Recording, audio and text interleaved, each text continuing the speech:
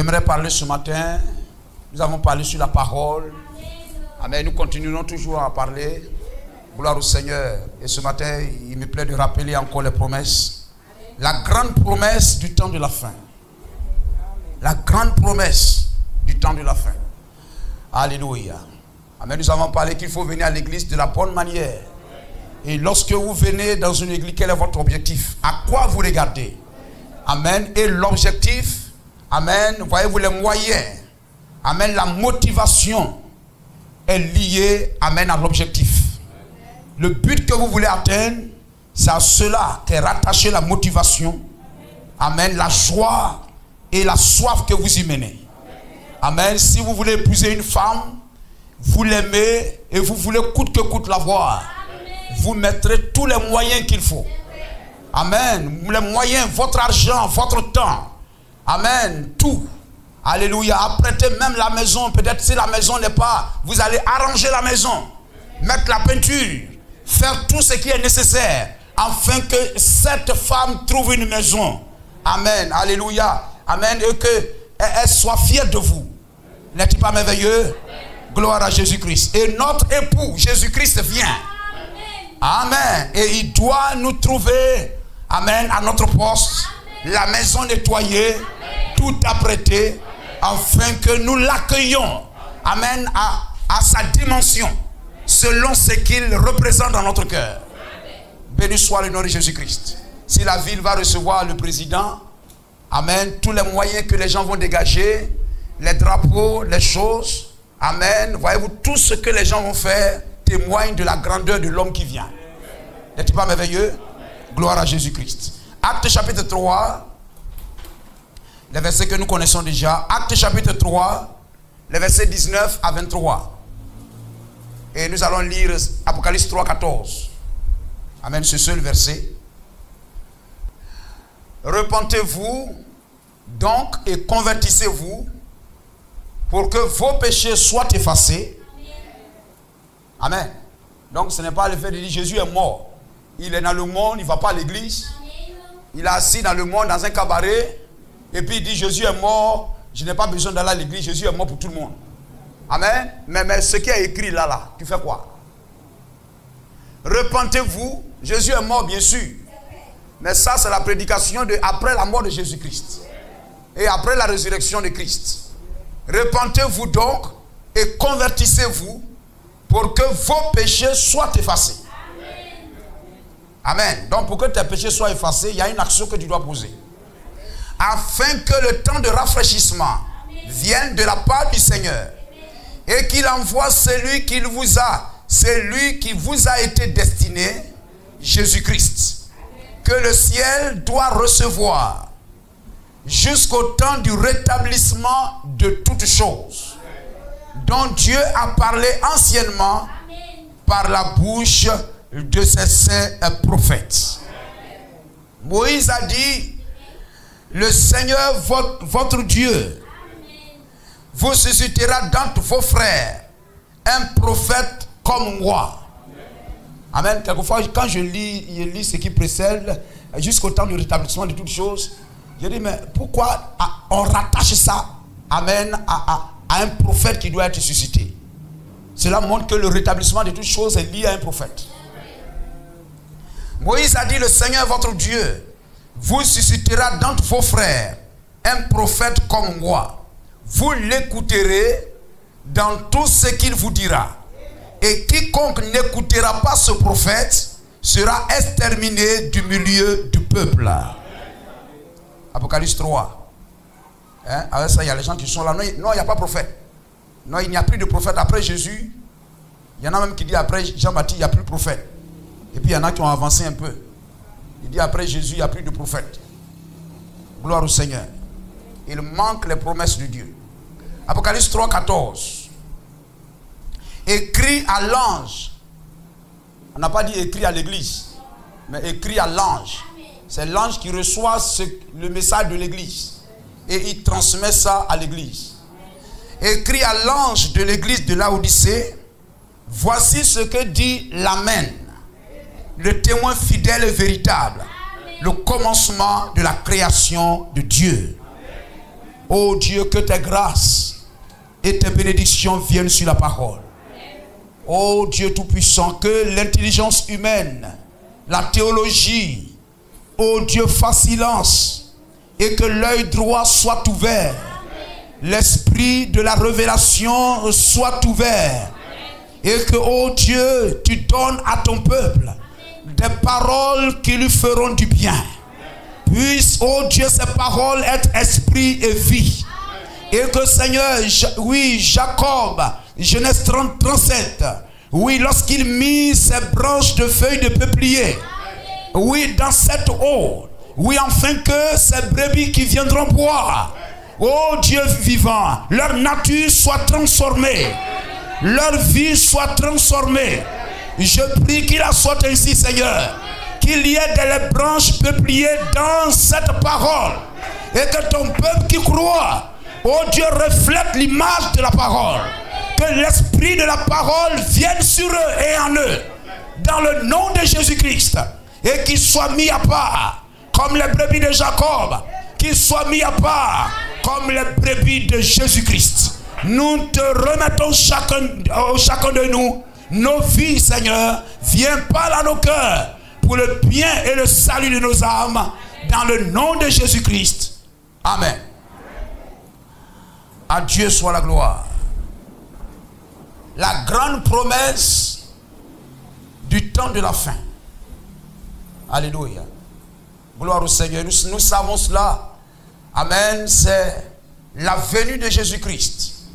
C'est l'enlèvement. Gloire au Seigneur. Amen. Et alléluia. Et il est bon de savoir cela. Et je crois que nous aimons la parole. Gloire à Jésus-Christ. Amen. Et nous avons parlé maintes et maintes fois, toute une semaine, pour nous amener à aimer la parole de Dieu. Gloire au Seigneur. Amen. Nous venons à l'église pour la parole, pour le salut de nos âmes. Pas pour le pain et le poisson. Mais nous venons pour le salut de notre âme. Gloire au Seigneur. Celui qui vient au Seigneur doit savoir qu'il est un pécheur. La Bible dit repentez-vous et convertissez-vous. Amen. Pour que vos péchés soient pardonnés. Et il n'y a pas d'homme qui pêche. Gloire au Seigneur. Nous sommes tous des pécheurs. La Bible dit par le péché d'un seul, la mort s'est répandue sur tous les hommes, car tous ont péché et sont privés de la gloire de Dieu. Nous sommes des fils de Dieu. Amen. Liés dans le péché. Béni soit le nom de Jésus-Christ. Nous sommes des grains de blé, mais qui vivions comme des gratterons. Et l'action de Christ à la croix, amen, la parole de Dieu vient pour nous faire passer du gratteron, pour nous changer du gratteron en un grain de blé. Béni soit le nom de Jésus-Christ. La parole du Seigneur est la grande usine de transformation. Lorsque nous pouvons être pris dans la parole accomplira en nous le but que Dieu veut pour ta vie. Amen. Il a dit, j'envoie ma parole. Et la parole ne retournera pas en moi sans avoir accompli le but pour lequel elle est partie. Béni soit le nom de Jésus-Christ. Amen. Venons à l'église pour aimer la parole de Dieu. La parole, c'est Dieu lui-même. Genèse 1, sinon Jean 1, verset 1. Au commencement était la parole était avec Dieu, et la parole était Dieu. Amen. Gloire au Seigneur. Amen. Et au verset 13, c'était le verset 13 ou 3 qu'on avait lu là. Amen. Elle est l'auteur de la création. La parole est l'attribut créateur. Amen. La parole est l'attribut de la plénitude de Dieu. La plénitude de la divinité. Et quand vous obéissez à la parole, vous êtes héritier de tout ce que Dieu a. Amen. Car la parole renferme toutes les grâces et les bénédictions du Seigneur. Amen. L'obéissance à la parole, c'est ce qui amène le pain. C'est ce qui amène le poisson. C'est ce qui amène la guérison. C'est ce qui vous donne la vie éternelle. C'est ce qui vous donne le pardon de vos péchés. Béni soit le nom du Seigneur. La Bible dit, Deutéronome 28, 1, si vous obéissez à la parole, alors le verset 8, l'Éternel ordonnera à la bénédiction d'être avec vous. Et je crois qu'on peut lire le verset, le Deutéronome 28, verset 8. Gloire à Jésus-Christ. Amen. Alléluia. Amen. Les bénédictions qui seront ton partage lorsque tu demeureras dans le pays que l'Éternel ton Dieu te donne. Et ce pays-là, c'est la parole. Vous comprenez cela? Il y a un lieu de bénédiction pourvu par Dieu. Et ce lieu, c'est la parole de Dieu. Pas la parole d'un homme, mais la parole de Dieu. Et il y a une portion de parole pourvue pour chaque âge, pour chaque génération. Béni soit le nom du Seigneur. Amen. Il faut prendre le verset premier. Et puis ensuite, on va lire le verset 8. Amen. Gloire à Jésus-Christ. Lorsque nous venons à l'église, en tout ce que nous désirons, tout ce que Dieu veut, tu veux que Dieu fasse pour toi. Tout ce dont tu as besoin, la clé, c'est la parole. C'est l'obéissance à la parole de Dieu. Gloire au Seigneur. Amen. Alléluia. La parole, c'est comme le manguier. Et puis les dons, le travail et toutes ces choses, ce sont les mangues. Ne recherchez pas le fruit, mais recherchez l'arbre. Ne recherchez pas le don, mais recherchez le donateur. Béni soit le nom du Seigneur. Et ce que le Fils de Dieu veut, c'est que vous recevez tout ce que Dieu possède. Et tout ce que Dieu possède est renfermé dans la parole de Dieu. Béni soit le nom du Seigneur. Si tu obéis à la voix de l'Éternel ton Dieu, en observant et en mettant en pratique tous ces commandements que je te prescris aujourd'hui, l'Éternel ton Dieu te donnera la supériorité sur toutes les nations de la terre. Le verset 8. L'Éternel ordonnera. Béni soit le nom du Seigneur. Donc tu n'as pas à rechercher les bénédictions, les greniers, les bénédictions terrestres. Amen. Si toi tu obéis à sa parole, gloire au Seigneur. La conséquence, lui il ordonnera la bénédiction d'être avec toi. Amen. Ce n'est pas pour dire Seigneur, bénis-moi, remplis-moi, remplis-moi, remplis-moi. Non, non, non. Mais obéissez à sa parole. Si vous obéissez à la parole, amen, lui son devoir envers toi, c'est d'ouvrir les écluses des cieux, c'est d'ordonner à la bénédiction d'être avec toi. Vous comprenez cela? Béni soit le nom du Seigneur. Mais si tu viens pour dire donne, donne, donne, ça c'est l'esprit de sanctuaire. Le sanctuaire dit donne, donne, donne. Comme on le voit dans presque tous les cantiques de la place. Amen. Alléluia. Il ouvrira les écluses d'en haut, les écluses d'en bas, etc. Et puis ça gesticule, ça danse. Amen. Mais la clé, c'est l'obéissance à la parole. Et pas n'importe quelle parole. La parole de Dieu. Et je crois que nous parlerons de cela. L'Éternel ordonnera la bénédiction d'être avec toi. C'est son devoir envers toi. Qui a, amen, qui tu t'es donné. Amen, comme devoir d'obéir à sa parole. Ton devoir, c'est d'obéir. Et lui, son devoir, c'est d'ordonner la bénédiction d'être avec toi. Amen. Dans tes greniers. Et les greniers, c'est en haut. N'est-ce pas? Ce sont les bénédictions d'en haut. Cela parle des bénédictions célestes. Amen. Les bénédictions. Dieu va ouvrir les écluses des cieux. Amen. Il a dit dans Osée, j'exaucerai le ciel. Et le ciel exaucera la terre. Et la terre exaucera le blé. Et le blé bénira et arrosera Israël. Amen. Ce que Dieu veut, c'est que nous obéissions premièrement à sa parole. Gloire à Jésus-Christ. Amen. Nous venons à l'église, peut-être nous sommes malades. Nous avons besoin de ceci, c'est très bien. Mais il faut demeurer béni. Amen. Il faut obéir à la parole du Seigneur. Et comme je l'ai dit, celui qui vient à l'église de la bonne manière, avec la disposition du cœur qu'il faut, les choses de la terre, amen, il vaincra cela. Les épreuves de la vie, amen, ne le feront pas reculer. Gloire au Seigneur. Amen. Lorsque les choses difficiles sont arrivées, les prédications difficiles, lorsque dans Jean chapitre 6, lorsque Jésus a commencé à prêcher des choses dures, des choses difficiles, les gens qui ont mangé les pains et les poissons étaient là. Mais il y avait aussi les vrais disciples qui étaient là. Les gens qui avaient mangé les pains et les poissons étaient nombreux comme cela, des milliers et des milliers. Mais quand il a commencé à prononcer les paroles difficiles, gloire au Seigneur, toute cette multitude se sont éloignés de Jésus-Christ. Les pains et les poissons ne les ont pas gardés auprès de Jésus-Christ. Mais ceux qui avaient reçu la parole et qui sont venus à lui à cause de la parole sont restés avec lui. Gloire au Seigneur. Si vous ne venez pas à l'église à cause de la parole, le jour où le pasteur va prêcher dur, va te cogner dur.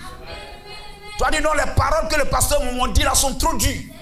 Le pasteur m'a parlé trop dur. Mais Akija a dit à la femme de Jéroboam, entre femme de Jéroboam, entre église, entre et assois-toi, car je suis chargé de t'annoncer des choses dures.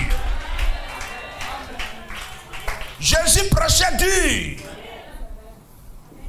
Aujourd'hui à l'église, Jésus est merveilleux. Jésus est bon. Jésus est ceci. Non, Jésus ne prêchait pas comme cela. Les apôtres ne prêchaient pas comme cela. Si les apôtres prêchaient comme ça, on n'allait pas les tuer. Si Jésus prêchait comme ça, on n'allait pas tuer Jésus-Christ. Mais les paroles de Jésus étaient difficiles à supporter.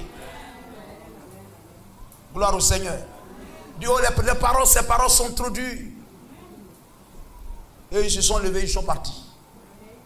N'est-ce pas? Gloire au Seigneur. Mais quand vous avez la révélation de pourquoi vous êtes ici, vous avez la révélation de la parole. La parole vous modèle. La parole vous travaille. Amen. Pour vous donner l'image que Dieu a de toi dans son fichier céleste. Dans son tiroir céleste.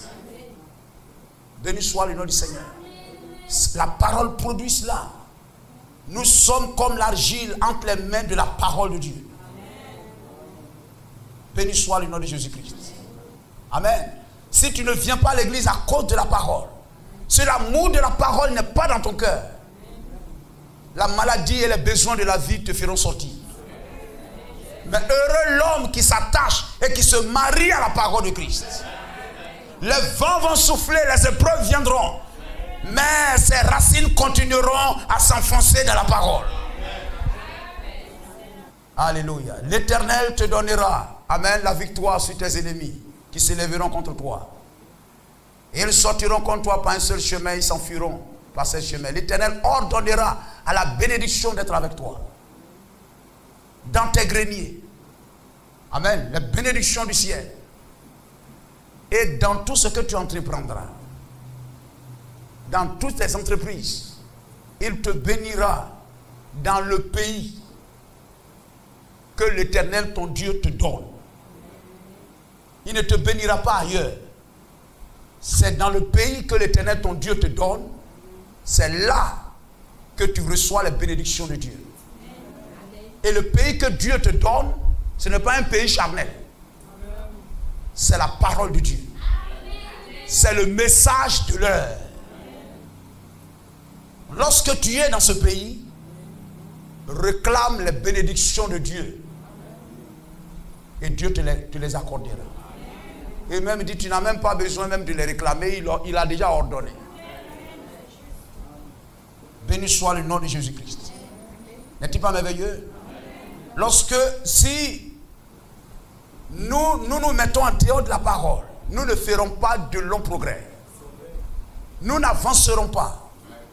Amen. Mais c'est celui qui s'attache à la parole, amen, qui tiendra toujours face à l'épreuve et aux difficultés. C'est celui-là qui héritera des promesses du Seigneur. lorsque Moïse conduisait Israël dans le désert, il y avait au milieu de ce peuple, il y avait des hommes charnels. Et il y avait des hommes spirituels. Et les hommes charnels dans l'église a fait que Israël a erré pendant des années et des années et des années. Israël n'avançait pas. Gloire au Seigneur. Frère, alléluia. Si, amen, si Dieu ne fait grâce, si nous ne prenons pas la parole de Dieu à cœur, nous serons en retard. Cette assemblée n'ira pas de l'avant. Si le pasteur ne peut pas compter sur les frères, gloire au Seigneur. Si le pasteur ne peut pas compter sur chaque membre, il faut que nous soyons des personnes converties, dont la parole de Dieu a modélé. Amen, des personnes remplies du Saint-Esprit. Béni soit le nom de Jésus-Christ. Amen. Alléluia. Afin que le but soit atteint. Que Dieu soit béni. On acclame le nom de Jésus-Christ. Amen. La grande promesse du temps de la fin. Gloire à Jésus-Christ. La chose que tout chrétien qui vient à l'église, toute personne qui vient à l'église attend, c'est la seconde venue de Jésus-Christ. Que vous soyez de telle église ou de telle église ou de telle église, la chose la plus importante qui est, amen, que chaque église attend, qui est prêchée et pour lequel tout le monde va à l'église, c'est que Jésus-Christ va revenir. Jésus-Christ reviendra. Et nous savons qu'il y a 3 venues de Christ. La première fois il est venu, vous m'entendez? La première fois il est venu pour sauver son église. Pour sauver les fils de Dieu dans les liens du péché. Gloire au Seigneur. Il est ressuscité, il est parti. Et il a renvoyé le Saint-Esprit, le Consolateur. Amen. Alléluia. Afin de parcourir le monde pour rassembler des 4 vents les fils de Dieu prédestinés au salut. Et lorsque le dernier élu va croire la parole et va recevoir le Saint-Esprit, va être sauvé, alors Jésus-Christ revient pour chercher son épouse. C'est la deuxième venue pour nous. Il vient pour prendre l'épouse qu'il a rachetée par son sang à la croix de Golgotha. Amen. À la croix de Golgotha, lorsqu'il mourut, le soldat romain perça son côté. Et l'eau, le sang sortit. Il rendit l'esprit. Amen. En tes mains, je remets mon esprit. L'eau, le sang et l'esprit donnent la vie. C'est la naissance. C'est la vie. Béni soit le nom du Seigneur. Amen. Comme Adam qui est tombé dans le profond sommeil. Et dans ce sommeil, il y a eu une chirurgie spirituelle. Et l'épouse Ève est sortie de son côté. Et a été conduite vers lui. Amen. Alléluia. La croix de Golgotha. L'eau, le sang et l'esprit est sorti de lui. Afin de constituer l'épouse de Jésus-Christ. Pour que tu sois sauvé, il te faut l'eau, il te faut le sang, il te faut le Saint-Esprit. La justification, la sanctification, le baptême du Saint-Esprit. Béni soit le nom de Jésus-Christ. Amen. Et tu ne seras jamais compté dans l'épouse si tu ne passes pas par ces choses-là. Gloire au Seigneur. Amen. Alléluia. Jésus a dit à Nicodème, si tu n'es né de nouveau. Et la naissance spirituelle, amen, alléluia, est le type de, voyez-vous, la réalité, c'est le type. Amen. La naissance naturelle est le type de la naissance spirituelle. Gloire au Seigneur. Lorsqu'une femme va accoucher, elle passe par ces 3 choses. Amen. Dieu montre par là, alléluia, le chemin de la nouvelle naissance pour chacun de vous et moi. Béni soit le nom du Seigneur. Amen. La justification, c'est croire dans la parole. Amen. La sanctification, c'est d'appliquer cette parole. Appliquer la parole. Et le Saint-Esprit, Dieu vient pour confirmer. Amen. Que ta foi est bonne. Que ta marche chrétienne est bonne. Béni soit le nom du Seigneur. Alléluia. Et lorsque le dernier élu, Dieu par sa préscience, amen, par sa préscience, connaît tous ceux qui croiront et tous ceux qui accepteront la parole dans leur âge. Amen. Et c'est l'achèvement. Amen. C'est, alléluia, le chiffre de la complétude. Béni soit le nom du Seigneur. Et le dernier élu, composant l'épouse de Jésus-Christ, l'épouse qui a commencé d'être constituée depuis la Pentecôte, le dernier élu qui constitue l'épouse entre dans l'âge dans lequel nous vivons aujourd'hui. Et lorsque le dernier élu entrera, Jésus-Christ viendra. Gloire au Seigneur.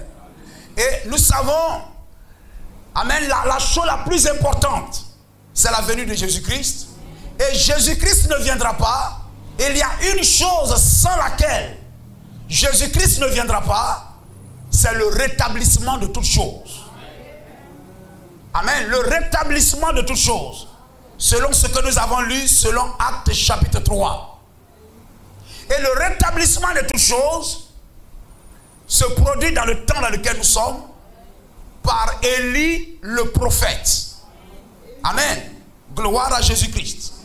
Selon Matthieu chapitre 10, 17, verset 10 à 11. Et on peut lire cela. Matthieu 17, verset 10 à 11. Nous parlons de la grande promesse du temps de la fin, qui est l'enlèvement, la seconde venue de Jésus-Christ. Amen. Mais cela ne doit pas être un slogan pour dire, oh, Jésus-Christ, il vient. Jésus-Christ vient, le président vient, il y a une préparation à faire. Donc le chrétien qui attend la seconde venue de Jésus-Christ doit se préparer à cette seconde venue. Et comment cette préparation s'opère? Et il faut que je sache ça. Matthieu 17, verset 10 à 11. Voyez-vous, lorsqu'il descendait du mont de la transfiguration, les disciples ont compris. Voyez-vous que Jésus est venu, cette première venue. Mais voyez-vous, dans la théologie, dans les prédications passées, dans leur ancienne église, voyez-vous, mais les pasteurs, les prédicateurs nous ont dit, nous voyons bien que tu es venu, mais avant que tu ne viennes, ils nous ont dit que Élie devrait venir premièrement. Et Jésus va répondre. Les disciples lui firent cette question. Pourquoi donc les scribes disent-ils qu'Élie doit venir premièrement? C'est juste. Jésus-Christ vient. Jésus-Christ vient. Mais avant qu'il ne vienne, Élie doit venir premièrement. Et à cette première venue, c'était Jean-Baptiste. Amen. Et il est très important de ne pas manquer Jean-Baptiste. Parce que la Bible dit que tous ceux qui ont manqué la venue de Jean-Baptiste ont annulé le dessein de Dieu à leur égard. Vous comprenez cela? Gloire au Seigneur. Toutes les églises prêchent que Jésus-Christ va venir. Mais quels sont les signes, les conditions? Amen. Alléluia, les signes qui précèdent sa venue. Jésus vient comment? Mais pendant qu'il vient, comment nous on se prépare pour l'accueillir? Nous devons savoir cela. Gloire au Seigneur. Alors, amen, Jésus est venu, mais avant qu'il ne vienne, Élie devrait venir premièrement. Parce que, pourquoi les scribes disent-ils qu'Élie doit venir premièrement? Jésus répondit, il est vrai qu'Élie doit venir et rétablir toutes choses. Donc, la venue de Jésus-Christ est précédée par le rétablissement de toutes choses. Et il est très important pour nous de ne pas manquer ce rétablissement de toutes choses. Béni soit le nom du Seigneur. Gloire à Jésus-Christ. Et nous savons que si Jean-Baptiste Amen. Parce que lorsque Jésus a parlé, à la fin là-bas, ils ont dit, alors les disciples compris qu'il leur parlait de Jean. Mais ce n'est pas Jésus-Christ qui a dit que c'est Jean-Baptiste. C'est les apôtres qui ont compris qu'il leur parlait de Jean. Vous comprenez cela? Amen. Donc, voyez-vous, ils ont à moitié compris cela. Puisque eux, ils vivent la première venue de Jésus-Christ. Et cette première venue de Jésus-Christ doit être précédée par la venue d'Élie. Amen. Alors, parce qu'ils ont compris, alors ils ont su qu'il s'agissait de Jean-Baptiste. Gloire au Seigneur. Mais Jésus a dit, il est vrai qu'Élie doit venir et rétablir toutes choses. Gloire au Seigneur. Amen. Mais si c'est Élie qui rétablit toutes choses, c'est Jean-Baptiste, alors Acte chapitre 3, verset 21, ne dira pas que Jésus-Christ sera retenu au ciel jusqu'au jour du rétablissement de toutes choses. Vous comprenez cela? Parce que si toutes choses ont été rétablies, il n'y a plus d'attente de la venue de Jésus-Christ. On va relire encore Acte 3, Acte chapitre 3, le verset 21. Amen. Voyez-vous, dans toutes les églises, on dit Jésus-Christ va venir. Mais dans quelles conditions il vient? Comment on doit se préparer pour l'accueillir? Parce qu'il est venu une première fois, il y a les gens qui ont manqué sa venue. Et la Bible dit, ceux qui ont rejeté Jean-Baptiste ont rejeté Jésus-Christ. Gloire au Seigneur. Donc il est très important. Amen, il va venir, mais il faut le recevoir quand il va venir. Et on ne le reçoit pas comme tu es au champ là-bas et puis tu attends du bruit. Qui vient? On dit, oh, il est venu et puis tu quittes là-bas, tu viens. Non, non, non, c'est une venue secrète et spéciale. Regardez, même au jour de, je crois c'est 2 Rois chapitre 2, lorsque Élie partait vers l'aéroport de l'enlèvement. Hein, il partait vers l'aéroport. Il partait à l'aéroport. Vous comprenez cela? Amen. Tout le monde savait qu'il aura l'enlèvement. N'est-ce pas? Lorsqu'il arrive à Gilgal, il arrive à Jéricho, il arrive ici. On dit, sais-tu que ton maître sera enlevé? Donc les gens savaient que l'enlèvement va avoir lieu. Mais combien savaient réellement ce que l'enlèvement veut dire? Amen. Ce que l'enlèvement veut dire. Et quelles sont les choses qui travaillent à cet enlèvement et qu'est-ce qu'on doit faire? Élisée a compris que pour vivre les bénédictions de l'enlèvement, il y a un homme, amen, qui ne doit pas quitter. Il y a un homme qui doit recevoir et avoir les yeux fixés sur cette personne. C'était Élie. Mais les autres prêchaient que l'enlèvement va avoir lieu, qu'Élie sera enlevé. Mais eux ne tenaient pas compte d'Élie. Mais Élisée est resté attaché à Élie. Gloire au Seigneur. Et quand l'enlèvement a eu lieu, ceux qui croyaient que Élie allait être enlevé étaient là-bas, n'ont pas reçu la bénédiction. Mais la bénédiction a été accordée à quelqu'un qui croyait que Élie sera enlevé, mais qui est resté dans le message d'Élie. C'est bien de croire que l'enlèvement aura lieu. Gloire au Seigneur. Mais il faut marcher derrière Élie. C'est bien de croire que Jésus-Christ vient. Tout Israël prêchait ça, les sacrificateurs prêchaient ça. Depuis Moïse. Amen, ils prêchaient ça, etc. Amen. Mais pour recevoir les bénédictions de cet enlèvement-là, de cette première venue de Jésus-Christ, il fallait recevoir un homme. Il fallait recevoir Jean-Baptiste. Gloire au Seigneur. Il y avait des églises, les pharisiens, les sadduciens, il y avait plein d'églises. Et toutes ces églises-là, conduites par les scribes, les prédicateurs, ils prêchaient que le Messie va venir et que la venue de ce Messie sera précédée par la venue d'Élie. Vous comprenez cela? Gloire au Seigneur. Malheureusement, aujourd'hui, beaucoup d'églises parlent de Jésus va venir, mais tous n'ont pas la révélation que sa venue est précédée par Élie, qui doit venir préparer le peuple à la seconde venue de Jésus-Christ. Mais vous savez cela, frère. Vous savez cela. Gloire à Jésus-Christ. Amen. Vous demandez à quelqu'un, Jésus va venir. Oui, Jésus revient. Mais Jésus revient là, dans le jour de sa venue. Quelles sont les promesses que Dieu a dit? Quelles sont les promesses? Il dit non, Jésus va venir, c'est tout. Mais vous savez quelles sont les circonstances dans lesquelles il vient. Comment nous devons nous préparer pour le recevoir. Et lorsque vous savez cela, c'est très bien et c'est dangereux. Parce que celui qui sera véritablement dans la désillusion, celui qui sera véritablement triste, celui qui va regretter véritablement. Gloire au Seigneur, c'est le chrétien du message. Qui était dans le message comme un effet de mode.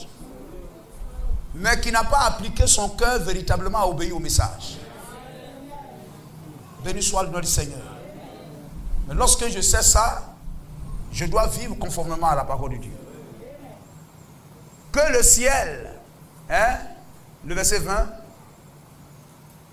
vous suivez? Et qu'il envoie celui qui vous a été destiné, Jésus-Christ, que le ciel doit recevoir, jusqu'au temps du rétablissement de toutes choses dont Dieu a parlé anciennement par la bouche de ses saints prophètes. Béni soit le nom du Seigneur. Donc, les apôtres demandent à Jésus-Christ. Amen. Mais si tu es le Messie, avant que tu ne viennes, Élie devrait venir premièrement. Jésus dit c'est juste. Mais Élie est venu et ils ne l'ont pas reconnu. N'est-ce pas? Gloire au Seigneur. De la même manière, ils traiteront le Fils de l'homme comme ils veulent. Alors les apôtres ont compris qu'il s'agissait de Jean-Baptiste. Et Jésus, dans cette promesse, dans ce Matthieu 17:10, il y a deux venues d'Élie. Il y a Jean-Baptiste qui a accompli la première venue. Et il y a un autre Élie qui doit accomplir la seconde venue d'Élie et qui doit précéder la seconde venue de Jésus-Christ. Gloire au Seigneur. Amen. Et cet Élie qui vient, quel est son rôle? Amen. Amen.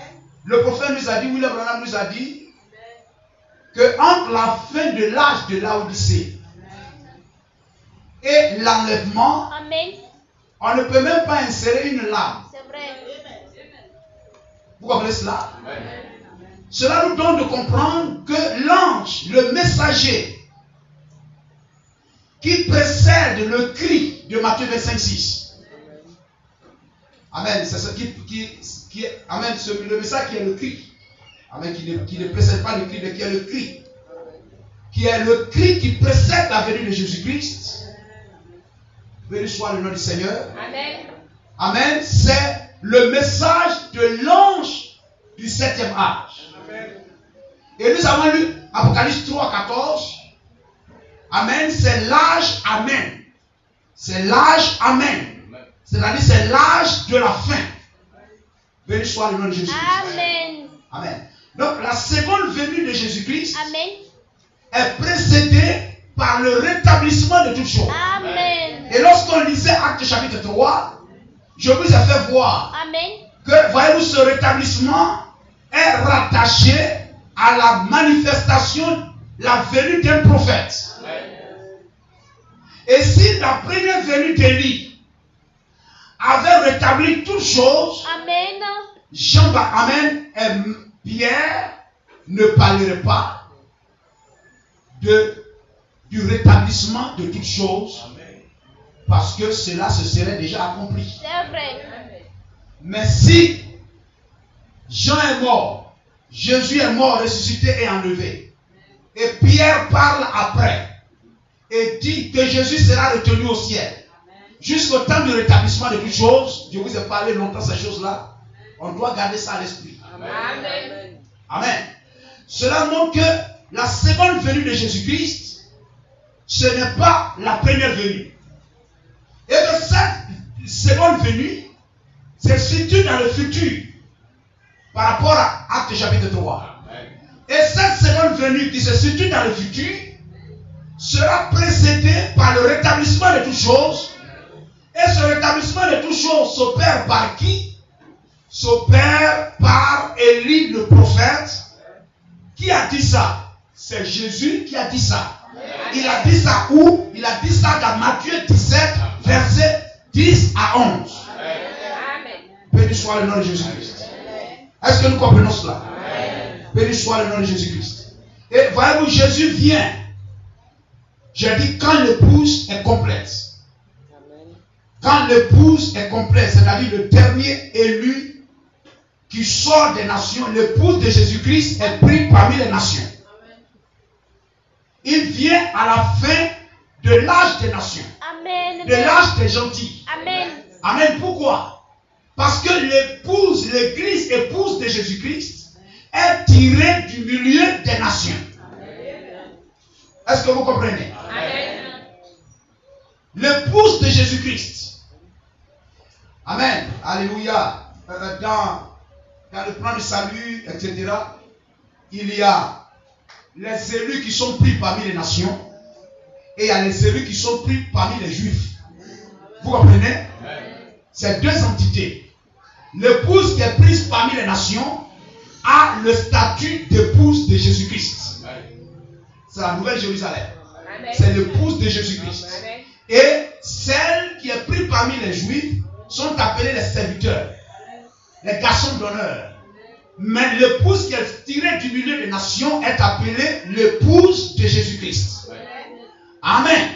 Et voyez-vous, lorsque Jésus-Christ a envoyé l'apôtre Paul, il a dit, je t'envoie parmi les nations. Amen. Amen. Pour appeler du milieu d'elle un peuple qui portera mon nom. Et ce peuple qui porte son nom, c'est l'épouse. Amen. Gloire au Seigneur. Amen. Alors, amen, à quel moment cette épouse est tirée du milieu des nations? Lorsque l'épouse est complète. C'est-à-dire le total. La totalité, amen, des chrétiens, des élus des nations, amen, est terminée. Vous comprenez? Amen. Jésus est venu. Mais quand Jésus est venu la première fois, il y a Élie qui est venu avant lui pour préparer.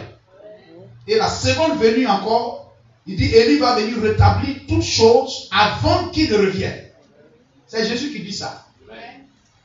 Les scribes disent que Élie doit venir premièrement. Avant que tu ne viennes, Élie devrait venir premièrement. C'est la vérité. Est-ce que vous comprenez? Amen. Et Jésus dit Élie viendra et rétablira toutes choses. Est-ce que c'est Élie qui doit rétablir toutes choses? C'est Jean-Baptiste? Non. Parce que si c'est Jean-Baptiste, Pierre n'allait pas dire dans Acte 3 Amen. que Jésus sera retenu au ciel. Et lorsqu'il parle de Jésus retenu au ciel, Pierre dit ça, ça veut dire que ce n'est pas la première venue. C'est la vérité. C'est la seconde venue. Et Pierre dit Jésus sera retenu au ciel jusqu'au temps du rétablissement de toutes choses. Donc Jésus parle du rétablissement de toutes choses et Pierre parle du rétablissement de toutes choses. Et Jésus dit celui qui rétablit c'est Élie. Et Pierre dit Jésus sera retenu jusqu'au temps du rétablissement de toutes choses. Ça veut dire que pour que Jésus-Christ revienne, il faut qu'Élie vienne premièrement rétablir toutes choses. Et rétablir, ce n'est pas établi. Amen. Amen. Et rétablir, ce n'est pas établi. Gloire au Seigneur. Rétablir, c'est ramener quelque chose qui était établi. Et amen, qu'on a dégagé de là, qui n'est plus établi à sa place.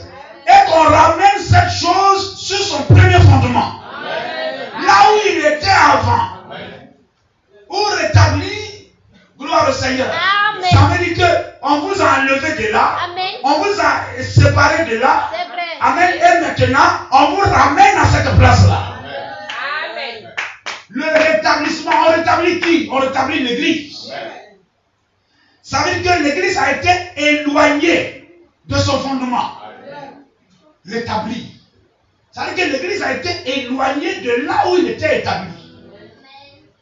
Gloire au Seigneur. Amen. Et Élie vient pour ramener l'église là où il était établi avant. Et Malachie 4, 5, 6 déclare Amen. je vous enverrai Élie le prophète. Il ramènera le cœur des enfants à la foi de leur père. Gloire au Seigneur. Alors nous comprenons que ce qui doit te rétablir, c'est la foi. Et la foi, c'est la parole.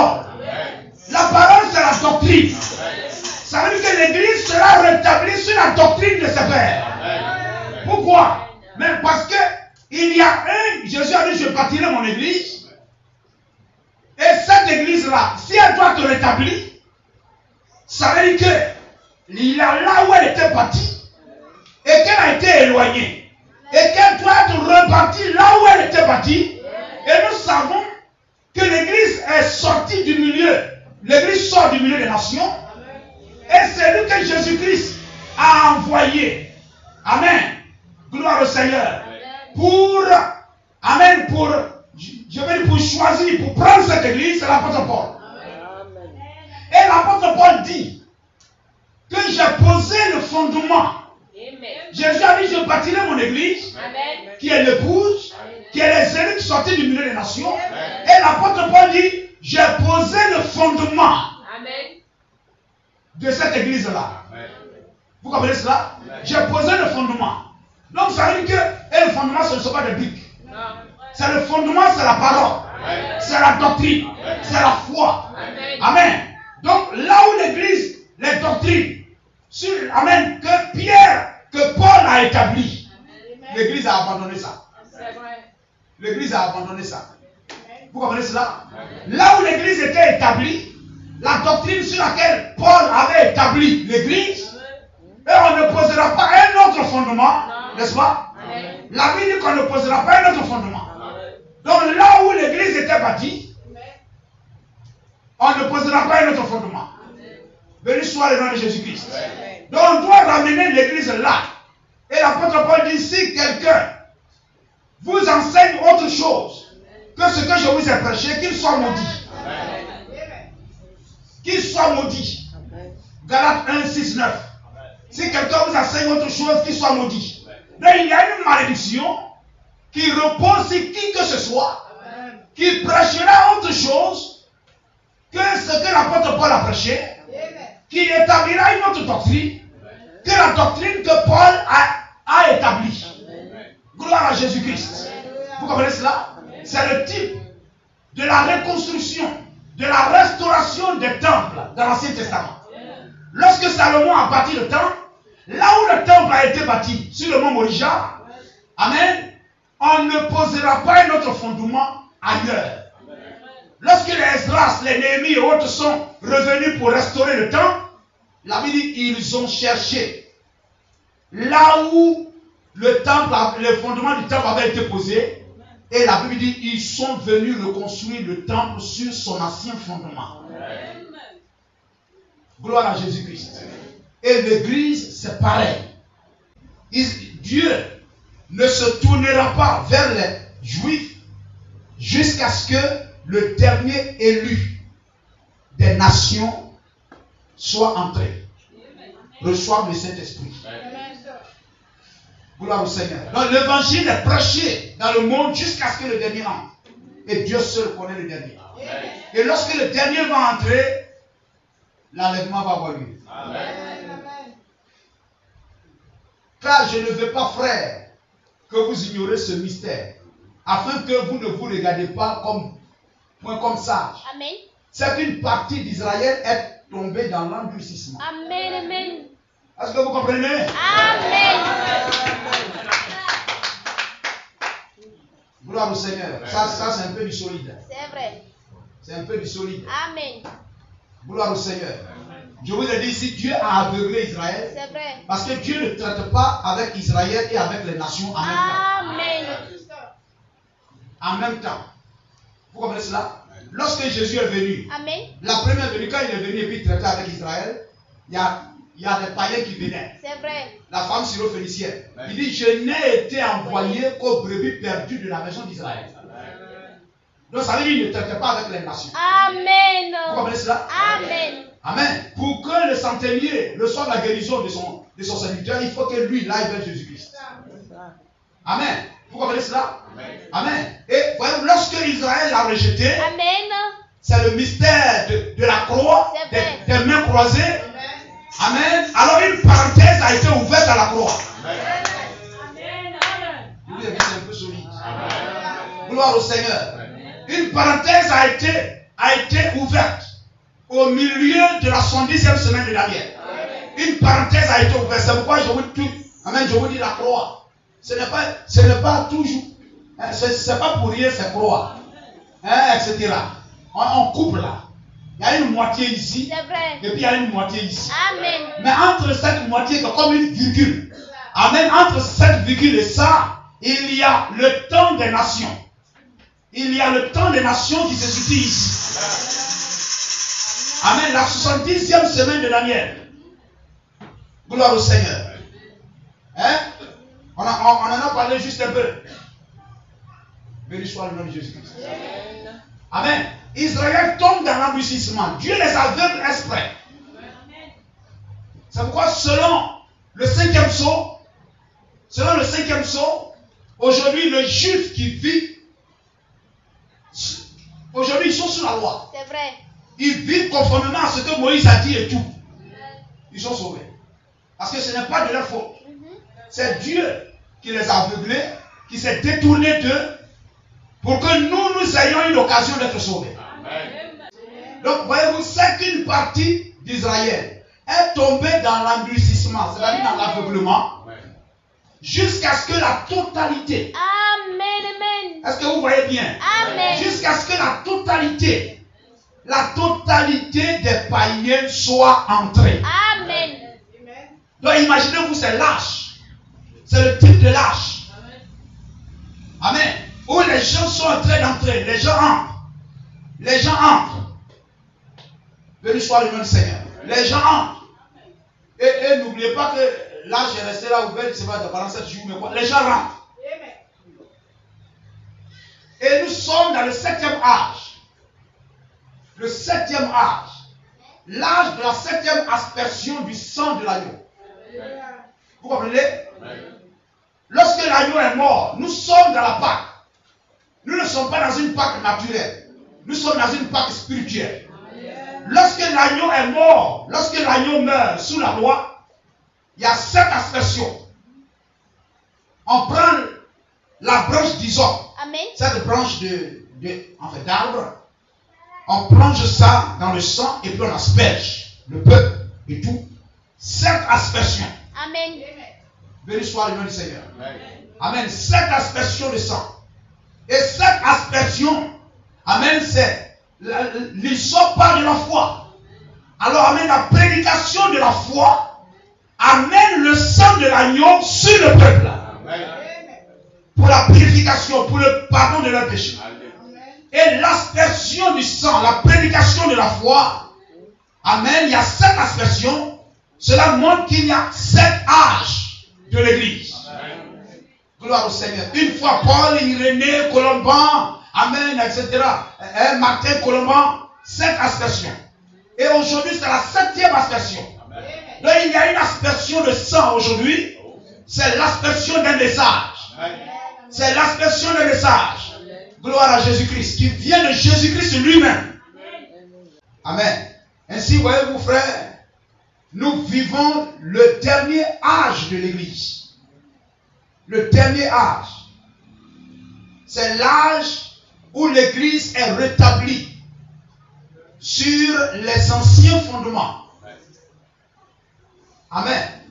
Alléluia. Vous voyez un type. C'est ce qui doit nous produire la joie dans le cœur. C'est dans cet âge qu'on parle de tabernacle. Église de tabernacle, dans cet âge on parle de tabernacle. C'est dans cet âge que vous trouvez notamment le frère se lever et dire Amen. Dit Amen, etc. Lorsque quelqu'un est nouveau dans l'église, quelqu'un dit Amen parce qu'ils sont habitués à s'asseoir et ne même pas dire Amen. Et si lorsque vous êtes assis là que vous ne pouvez pas dire Amen, vous êtes encore dans l'âge passé. Mais entrez dans votre âge, l'âge de la restauration du temple. Amen. Nous vivons dans ce 7e âge. C'est l'âge du rétablissement de toutes choses. C'est l'âge du rétablissement de l'église sur ses anciens fondements. Amen. Cela donnait un type à Esdras 3, verset 12. Esdras 3, 12. Béni soit le nom du Seigneur. C'est le dernier temps. Nous sommes véritablement, et aujourd'hui toutes les églises savent que nous sommes dans les derniers jours. C'est l'âge de Noé. Gloire au Seigneur. Et nous, Dieu nous a fait grâce de comprendre ça un peu plus. Aujourd'hui, nous pouvons dire clairement que nous sommes à la fin des temps. Et expliquer ça à quelqu'un pour dire nous sommes à la fin des temps. Le dernier âge de l'église, vous savez, ça c'est le doigt de Dieu qui a dessiné ça. Hein? Les gens croient seulement lorsqu'ils ouvrent la Bible et puis ils voient c'est écrit ici, Joseph connut Marie. Voilà, ça, ils croient ça. Mais avant que ça devienne dans la Bible, tu ne lises Joseph, amen, Joseph connut Marie. Gloire au Seigneur. Il fut un temps où on appelait les gens à croire ça sans que ça ne soit écrit dans la Bible. Pendant que toi tu dis, moi c'est Jésus-Christ, quand tu lis, Jésus marcha sur les rives de Galilée, etc. Il arrivait au pays de Gadara, il y avait un homme là-bas, etc. Je crois ça. Avant que tu dises, tu crois ça, il fut un temps où les gens sont amenés à croire sans que ça ne soit écrit dans la Bible. Vous comprenez cela?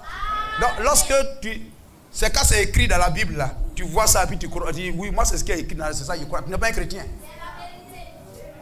Tu es un intellectuel. Amen.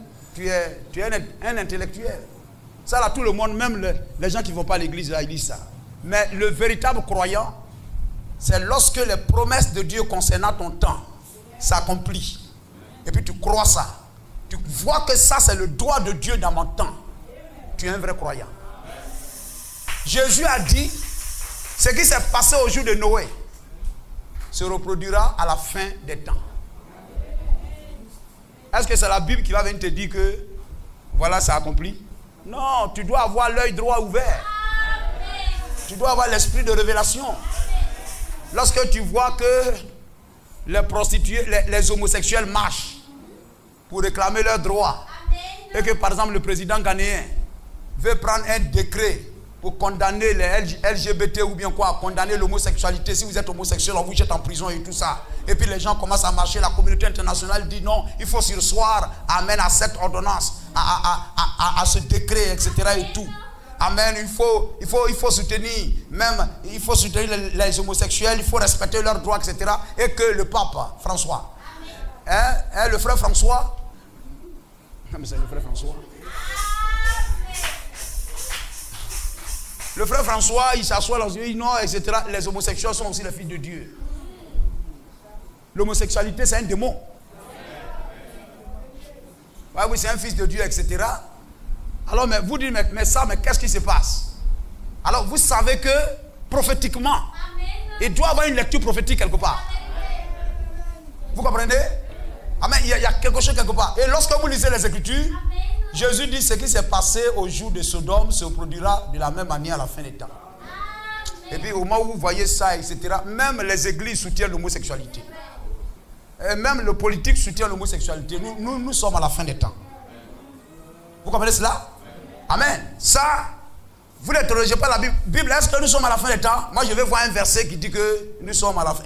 Non. Mais tu es un fils de Dieu, tu dois savoir que nous sommes à la fin des temps. Amen. Alors quand tu sais que cela se produit, les gens acceptent l'homosexualité, alors tu sais, attention, c'est le moment où Melchisedec doit descendre. Alors si Melchisedec doit descendre, Melchisedec n'ira nulle part que vers la maison de H.A.M. Melchisedec doit aller tout droit vers la maison de H.A.M. C'est la maison de H.A.M. qui doit recevoir Melchisedec. Et la maison de H.A.M. c'est l'église qui croit à H.A.M. Et lorsque tu parcours, tu regardes un peu le monde. Ah, attention, sur internet, est-ce qu'il n'y a pas un prophète dont le nom finit par H.A.M? Attention, William Marion Branham.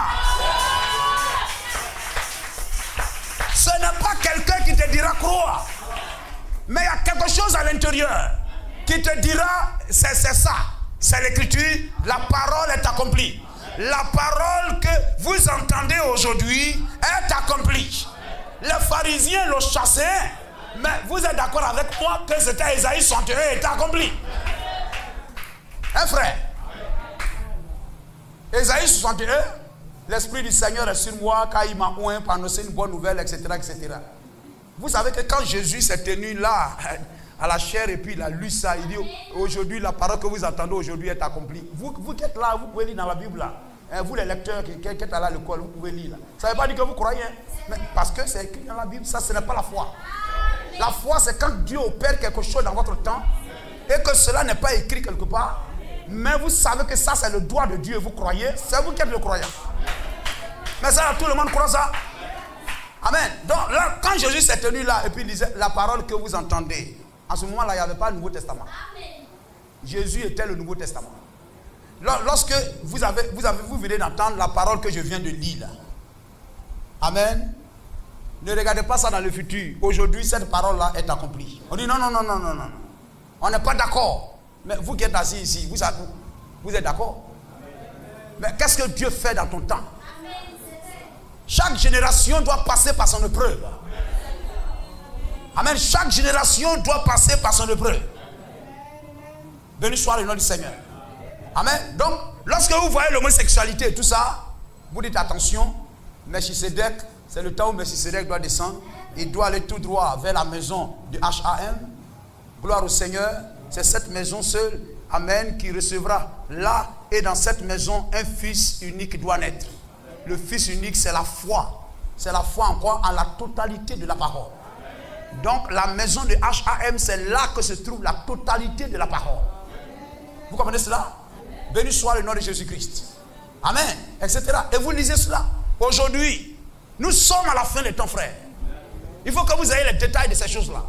Celui qui croit, il croit pas, c'est votre affaire. Amen. On ne dira pas à quelqu'un de croire. Mais la Bible dit, si la vérité est en toi, tu vas croire. Jésus a dit quoi? Vous ne croyez pas la vérité parce qu'il n'y a pas de vérité en vous. On a lu la dernière fois, dimanche, quelque part là-bas. Lorsque le figuier va avoir des feuilles tendres, va bourgeonner, et le figuier, la vigne, etc., parle d'Israël. Lorsque les Juifs retournent sur leur territoire, c'est le figuier qui est en train de bourgeonner. Amen. Et regardez, à la fin du 19e siècle, autour de 2800, etc., c'était le temps de Théodore Herzl. Amen. Le temps de Théodore Herzl. Amen. Dans le monde entier, commence à naître, là, amen, dans le cœur des Juifs, la soif de retourner en Palestine. Amen. Et Théodore Herzl il a écrit un livre intitulé Amen, la création de nouveau d'un État juif indépendant. Amen. Et cet esprit, le sionisme, amen, à l'image au mont Sion, qui typifie Israël, Jérusalem, tous les juifs du monde entier vont ressentir en eux la soif de retourner sur leur terre. Ce n'est pas une action anodine, ce n'est pas une action humaine comme cela. C'est l'accomplissement de la promesse qui a été donnée à leur père. J'endurcirai vos cœurs afin de tirer une épouse du milieu des nations. Et lorsque le dernier sera rentré, je reviendrai vers vous. Je briserai le voile, j'ôterai le voile. Amen. Alléluia. Et amen, j'appellerai, je vous sauverai. Amen. Béni soit le nom du Seigneur. Amen.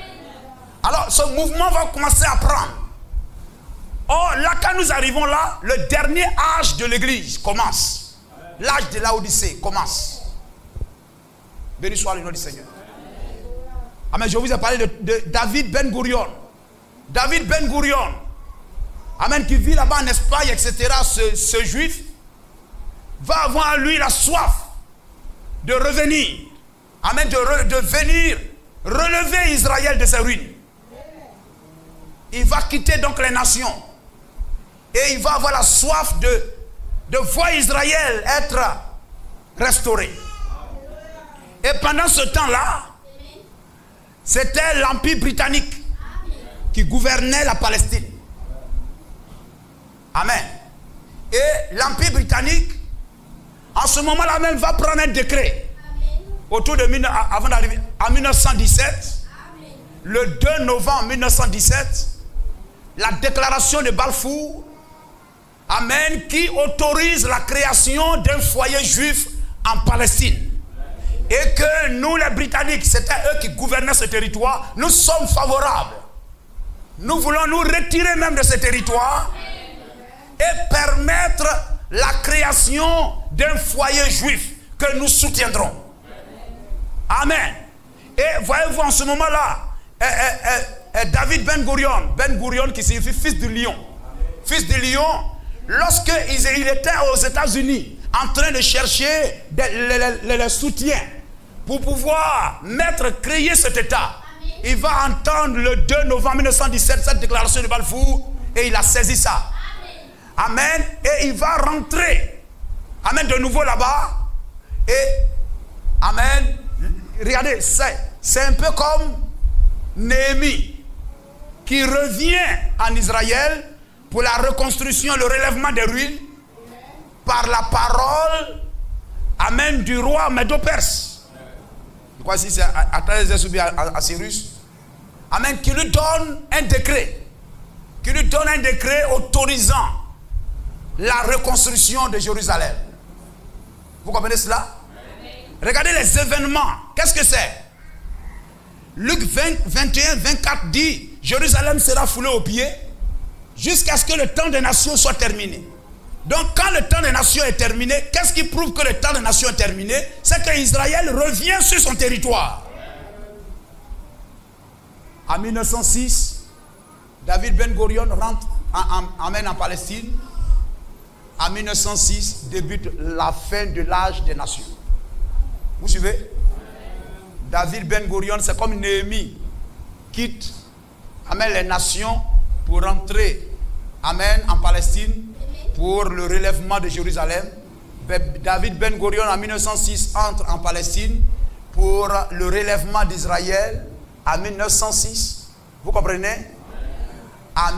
Le 2 novembre 1917, la déclaration de Balfour appelant à la création d'un État, amen, d'un foyer juif, c'est-à-dire la renaissance d'Israël, en janvier 1933. Vous comprenez? En janvier 1933. Vous écoutez? Gloire au Seigneur. En janvier 1933, il y a l'esprit xénophobe et fasciste qui naît, amen, au pays des nations, amen, en Allemagne, la haine des Juifs, comme Pharaon a eu la haine des Juifs, cherchant à exterminer les Juifs. Aussi, voyez-vous, Pharaon, Hitler, va aussi, amen, il va vouloir aussi exterminer les Juifs. Il en a tué combien de milliers et de milliers, pour ne pas dire même millions. Amen. Et les Juifs, amen, seront donc poussés, ils seront donc forcés à retourner sur leur territoire. Amen. Et l'ONU, le 14 mai 1948, va reconnaître Israël et David Ben Gurion proclama l'indépendance de l'État d'Israël. Le plus vieux drapeau du monde, l'étoile de David, brille de nouveau sur la terre de la Palestine. C'est le plus grand signe. Amen, montrant que nous sommes à la fin des temps. Ainsi, voyez-vous, tous ces signes-là montrent que nous sommes à la fin des temps. Israël est l'horloge. C'est l'horloge de Dieu pour les nations. Amen. Comme je vous le disais la dernière fois, l'ambassadeur d'Israël dit le plus grand événement de ce 20e siècle, amen, de ces fins des temps, c'est le retour des Juifs sur leur territoire en Palestine. Gloire à Jésus-Christ. Amen. Nous vivons les derniers moments. C'est le temps du rétablissement de l'Église sur ses fondements. C'est le temps où, prenons Colossiens 4, c'est le temps où la lettre de Paul, Paul c'est l'ange à l'église d'Éphèse. Cette lettre doit être aussi lue à Laodicée. Et ce qui est lu à Laodicée doit aussi être lu à Éphèse. C'est-à-dire, c'est le temps où Éphèse et Laodicée lisent la même lettre. C'est-à-dire, prêchent la même doctrine. Oh, si vous pouvez voir cela, c'est merveilleux, frère. Colossiens 4,16. L'apôtre Paul, Colossiens, c'est l'épître de Paul. Lorsque cette lettre aura été lue chez vous, chez vous, à Colosse. C'était le temps du temps d'Éphèse. Faites en sorte qu'elle soit aussi lue dans l'église de Laodicée. Et que vous lisiez à votre tour celle qui vous arrivera de Laodicée. Alléluia, frère.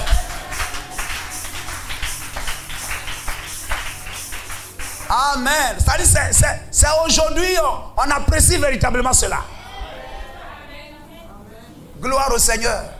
Amen. L'âge où William Branham dit, j'ai prêché le même message que Paul.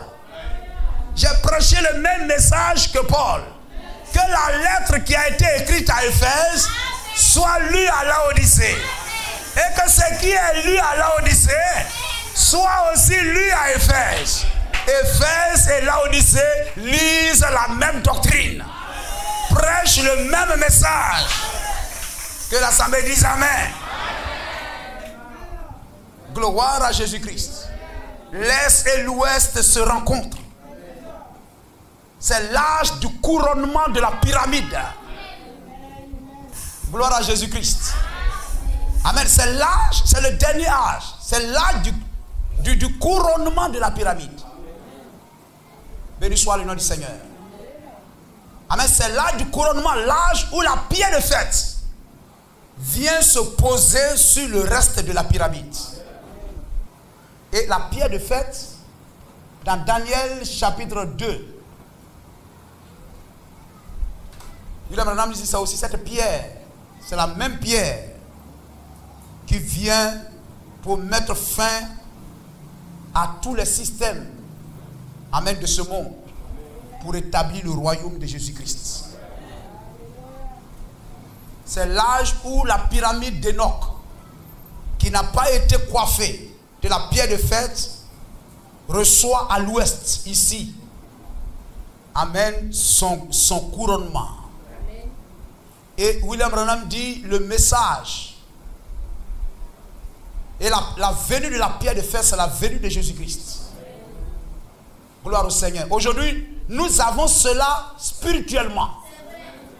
Mais cela doit aussi se passer physiquement.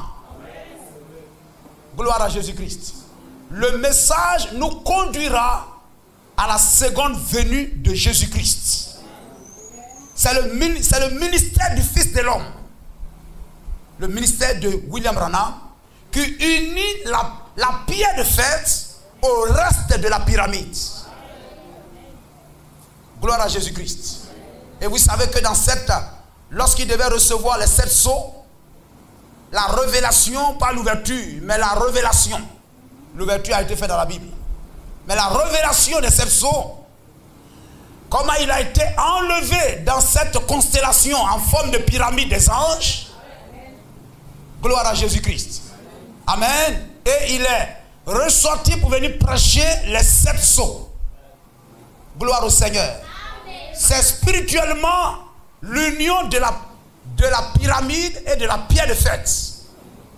C'est l'âge que toutes ces choses s'accomplissent. C'est l'âge où toutes ces choses s'accomplissent. C'est l'âge du rétablissement de l'Église. Le peuple spirituel d'Abraham. Les fils spirituels d'Abraham reçoivent leur rétablissement. Et c'est l'âge où les fils naturels d'Abraham reçoivent aussi leur rétablissement. L'Église reçoit son rétablissement sur les anciens fondements. Et Israël reçoit son rétablissement sur la terre de ses pères. C'est le temps dans lequel nous vivons. Le temps de la fin. C'est le temps du rétablissement de toutes choses. Gloire à Jésus-Christ. Béni soit le nom du Seigneur. Oui, c'est cela. C'est l'âge où tout arrive à la fin pour nous les nations. N'est-il pas merveilleux? Béni soit le nom de Jésus-Christ. Alléluia. Ainsi, voyez-vous, Élie nous rétablit sur le fondement des apôtres. C'est le rétablissement de toutes choses. Le retour à la vraie doctrine. Ainsi, tout ce que Paul a posé, je termine, a posé comme fondement de l'Église.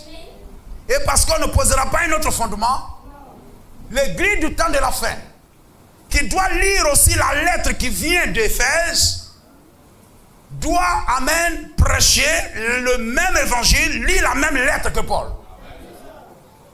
Vous comprenez cela? Gloire au Seigneur. Ainsi, voyez-vous, c'est l'âge où, amen, les doctrines dont les églises se sont éloignées, Jésus-Christ, par l'envoi de Malachie 4:5-6, nous rétablit sur ces doctrines-là. Donc, vous ne devez pas laisser qui que ce soit. Une église, ils sont nombreux.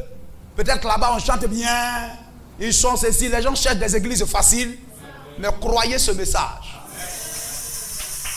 C'est ce message qui a la vraie interprétation, l'interprétation correcte de la Bible. Amen. Gloire au Seigneur. Parce que, amen, nous sommes ceux qui ont reçu un vrai prophète, le vrai prophète dans cet âge. Et le prophète est l'interprète divin de la parole écrite. Gloire à Jésus-Christ. Amen. Donc le fondement que Paul a posé, on ne doit pas poser un autre.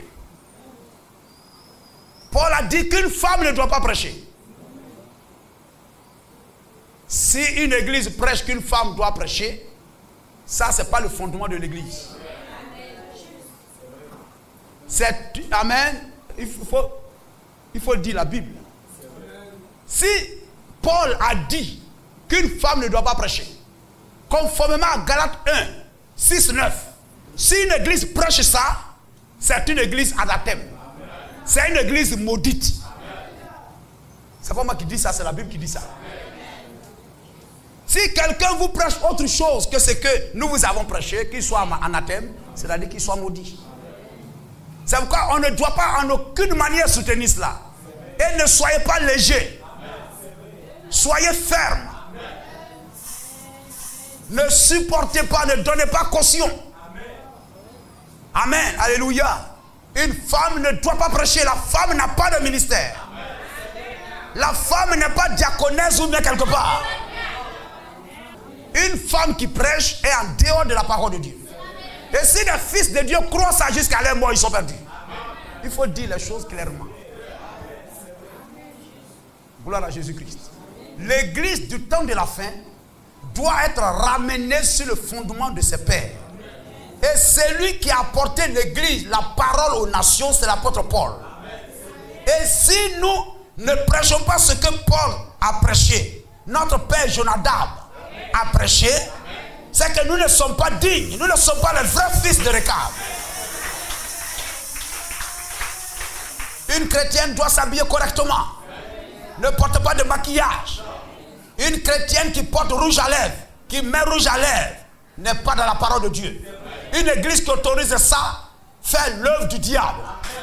Il faut appeler les choses par leur nom. Jésus appelait les choses par leur nom, c'est pourquoi on l'a tué.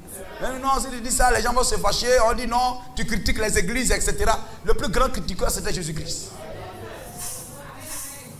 Béni soit le nom du Seigneur. Amen. Une femme ne prêche pas. Ça, c'est le fondement. Une chrétienne ne met pas maquillage. Gloire au Seigneur. Vous ne devez pas porter des mèches. Ça, c'est maquiller les cheveux. Une église qui croit que Dieu est trois personnes. Presque toutes ces dénominations. Frère, ce n'est pas parce que vous êtes nombreux que vous avez la vérité. La vérité ne regarde pas au nombre de personnes dans une église. Toute église qui croit que Dieu est plusieurs. Toute église qui croit à la Trinité. Si vous croisez une personne et vous demandez est-ce que quelqu'un pense-t-il de la Trinité, s'il croit ça, il adore le diable. Le Père, le Fils, le Saint-Esprit, c'est la même personne. Amen. Changeant, amen, changeant de forme, changeant de fonction. Béni soit le nom du Seigneur. Le baptême, ça veut dire mettre quelqu'un dans l'eau. C'est le rétablissement de la parole. Je dis, la plus grande promesse, c'est le rétablissement de la parole. Et vous ne l'aurez pas sans un prophète. Et il y a des églises qui ne croient pas au prophète. Si vous ne recevez pas le prophète, vous ne recevrez pas le rétablissement de toutes choses. Et si vous ne recevez pas le rétablissement de toutes choses, l'enlèvement à la seconde venue ne vous concerne pas. Le baptême, ça veut dire plonger, mettre quelqu'un dans l'eau. Est-ce que vous comprenez ça? Baptême, ça ne veut pas dire aspersion. Que les gens soient nombreux dans les églises, ça c'est... Le nombre n'est pas synonyme de vérité. Baptême, ça veut dire mettre quelqu'un dans l'eau, enterrer quelqu'un. Et le baptême, c'est dans le nom du Seigneur Jésus-Christ. Vous comprenez? L'apôtre Pierre dit, repentez-vous et soyez baptisés dans le nom de Jésus-Christ pour que vos péchés soient pardonnés. On a même lu un peu là, c'est à repentez-vous, convertissez-vous. Si quelqu'un a été baptisé et que tu n'es pas baptisé dans le nom de Jésus-Christ, tu n'as pas reçu un vrai baptême. On a versé l'eau sur ta tête, tu n'as pas reçu un vrai baptême. Et on va même plus loin. Amen. De quel baptême avez-vous donc été baptisé? Gloire au Seigneur. Quand Pierre, quand Paul dans Acte 19 a posé cette question, il n'a pas demandé dans quelle forme vous avez été baptisé. Mais de quel baptême avez-vous été baptisé? Ça veut dire que c'est lié à un message. Ils ont dit le baptême de repentance. Le repentance c'est un message, ce n'est pas la forme. Amen. Ça veut dire que si même vous étiez dans une église quelque part où on vous a baptisé, même on vous a mis dans l'eau au nom de Jésus-Christ, et que maintenant vous recevez un message qui est différent du message que vous avez reçu là-bas, vous devez reprendre votre baptême. La théologie, c'est la manière dont l'homme veut que Dieu le laisse conduire l'église. Un pasteur avec un diplôme de pasteur n'est pas pasteur de Dieu. C'est un pasteur de Jéroboam. Vous m'écoutez? Je vous cite les choses, etc. Et tout ça. Gloire au Seigneur. Ça, c'est pas la Bible, c'est les hommes qui ont inventé ça. On est pasteur, on ne devient pas pasteur. Gloire au Seigneur. Est-ce qu'on devient chrétien? Non, on ne devient pas chrétien. Il faut naître chrétien. Naître de nouveau du Saint-Esprit. Béni soit le nom du Seigneur. La plus grande promesse, c'est la venue de Jésus-Christ. Mais la venue de Jésus-Christ, Jésus viendra. Que les gens obéissent à la parole, n'obéissent pas à la parole. Que les gens croient le message ou ne croient pas le message, Jésus viendra. Gloire à Jésus-Christ. Amen. La plus grande promesse, c'est la venue de Jésus-Christ. Mais ce qui concerne le croyant, c'est de croire au message du rétablissement de toutes choses. C'est de croire le message de William Branham. Et nous ne devons pas jouer avec ça. Si nous venons à l'église de la bonne manière, nous allons comprendre et puis croire ça. Hein? Obéissons à la parole, marchons avec le Seigneur, priez les uns pour les autres, que Dieu nous bénisse.